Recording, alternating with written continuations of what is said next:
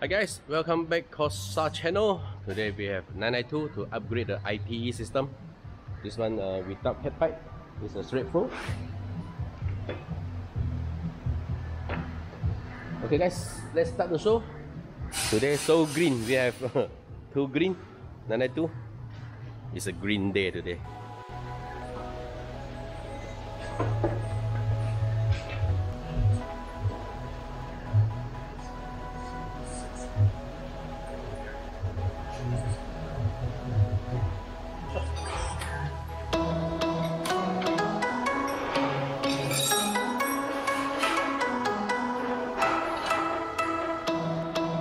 Okay guys, so now the stock ori is here. This is the IPE system. You can see the silencer is very different. This one is very little only. This one quite big. And then using back the ori, the Wavtronic to move the IPE system. Okay guys, let's go!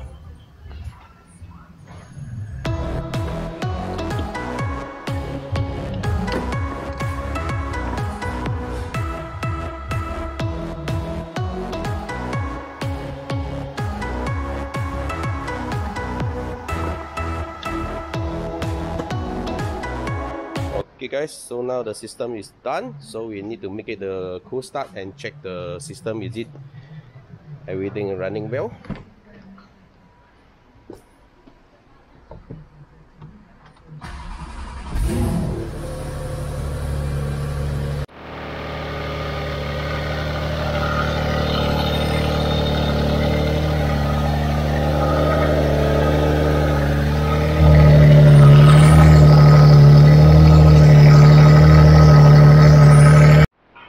Okay guys, so now car is already warmed up, so it's normal mode now. So we put on sport mode.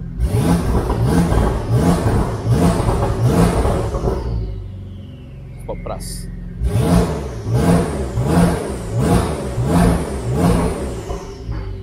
Okay, fantastic.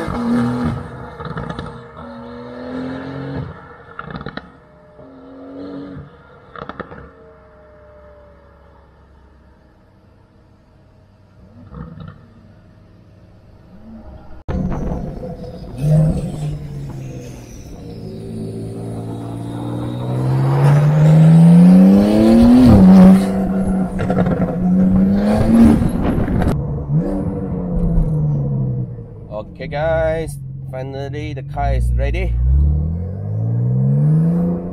So now the car have IPE full system with the stage 2 remap.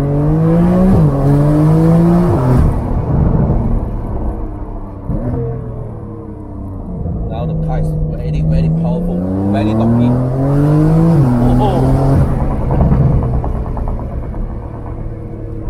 Very nice to drive now. I think after this you need the car need to the top 2R tire only can handle it.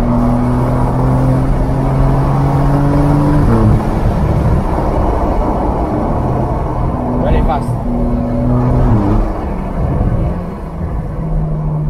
Okay guys, hope you enjoy this video. See you our next video guys. Thank you.